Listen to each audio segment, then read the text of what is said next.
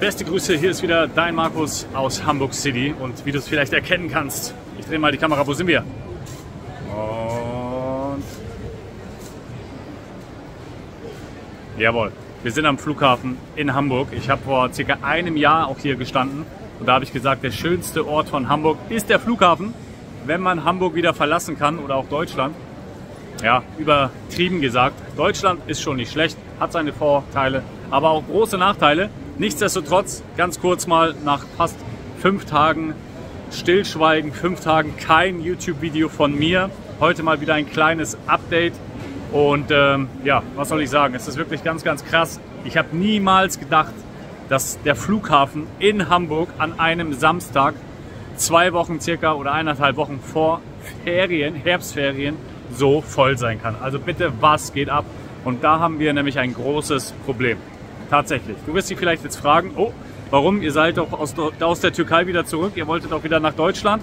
Ja, wollten wir auch, aber Deutschland bietet einfach auch so viel Negatives, dass wir einfach uns überlegt haben, okay, warum, was soll's? Lasst uns doch einfach in der Türkei bleiben.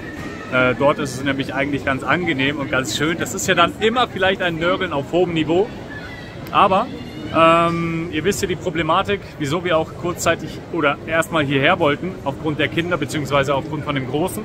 Und ja, das wird auch so bleiben. Allerdings wollte ein Teil der Familie heute zurückfliegen nach Alanya über Istanbul. Und was soll ich sagen, es ist so viel los, so viel Stau in Hamburg, sogar die Bahnen voll, Schienenersatzverkehr voll, richtig krass. Und was soll ich sagen? Ja, leider haben wir den Gepäckaufgabeschalter, dort wo du Check-in machst normalerweise, haben wir verpasst. Das heißt, wir kamen da an, 1 Stunde vor Abflug, echt viel zu spät leider. Und der Schalter für den Check-in, für die Gepäckabgabe war zu.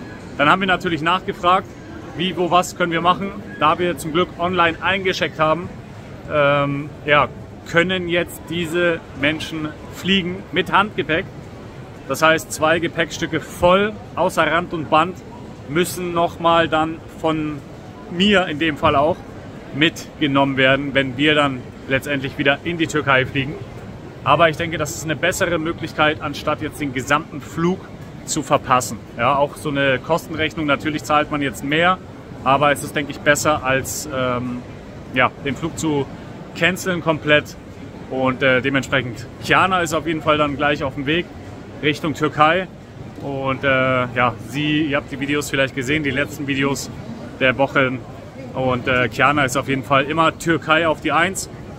Schein eher mehr auf Deutschland. Und nachdem jetzt wir auch schon fast 3 Wochen in Deutschland sind, ja, sagt man auch, ich glaube, es reicht. Das ist dann auch irgendwann mal wieder gut.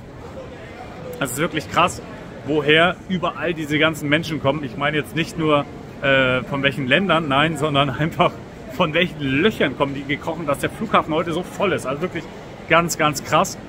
Und es sind echt viele Jugendliche auch da, viele Kinder, die eigentlich schulpflichtig sind, soweit ich weiß. Natürlich könnten das auch nicht deutsche Kinder sein. Aber das ist schon krass, weil ich habe mir immer sagen lassen, wenn du schulpflichtige Kinder hast in Deutschland, dann musst du diese Ferienzeit nutzen, damit du ja fliegen kannst, weil die schulpflichtig sind und du dementsprechend die Kinder in die Schule schicken musst. Gibt es bestimmt auch natürlich die ein oder andere Ausnahmeregelung, ganz klar, Todesfall in der Familie etc. Oder irgendwas vielleicht, ein Sonderangebot im Urlaub, keine Ahnung, scheint so zu sein, weil das, was hier abgeht, ich drehe doch mal die Kamera, ist wirklich übertrieben. Ich kenne so eine Bilder nur aus dem Internet. Es ist heftig, es ist Samstag, es ist in Hamburg und finde ich krass.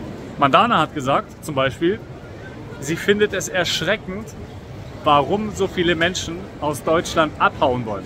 Wenn Deutschland ja so schön ist, so vom Prinzip her, ja. Hat sie recht, denn es sind wirklich so viele Menschen am Start, so viele verschiedene Nationalitäten. Hamburg natürlich als Millionenmetropole, richtig groß, international.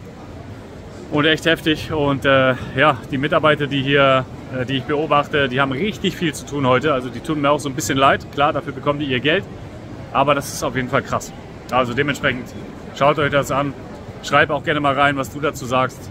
lass mir einen Daumen nach oben da gerne. Kostenloses Abo kannst du jederzeit da lassen. Ganz, ganz wichtig natürlich auch, damit du kein Video mehr verpasst von uns hier aktuell aus Deutschland. Und genau, Mandana ist jetzt hier und telefoniert nochmal mit den Menschen, die jetzt durch die Kontrolle hier durchgegangen sind und jetzt eigentlich nur noch zum Gate, zum Boarding rennen müssen eigentlich, weil in ein paar Minuten geht der Flieger. Also ich bin sehr gespannt und freue mich, wenn du dabei bleibst. Und dementsprechend lass mir gerne mal deine Meinung auch dazu da. Hast du schon mal sowas erlebt? Fliegst du gerne in die Türkei? Machst du gerne Urlaub? Oder eben auch, was ist mit Auswandern?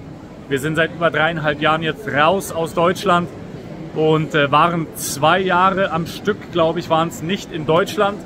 Und dann sind wir das erste Mal letztes Jahr eingereist und seitdem waren wir jetzt 3, 4 Mal jetzt mittlerweile außerhalb der Türkei.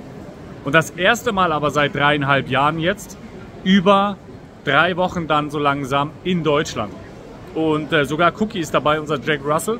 Der fühlt sich hier pudelwohl, richtig schön. Wie gesagt, Deutschland hat wirklich Vorteile, gerade für Hundeliebhaber. Du kannst hier so viel Gassi gehen, so viel laufen gehen, die ganzen Wälder, die ganzen Wiesen, auch sogar in Hamburg. Dann natürlich die ganzen Einkaufsmöglichkeiten, die Vielfalt. Alleine wenn du in so einen Netto reingehst, Supermarkt, Aldi, Lidl, also wirklich krass, was es hier an Auswahl gibt. Alleine die Käsesorten, natürlich für diejenigen, die auch Fleisch essen, die Auswahl an Fleisch, was es hier gibt, das ist schon extrem. Und dann natürlich auch ganz krass die Preise dazu. Ja? Da kann sich natürlich die Türkei die Scheibe mal abschneiden.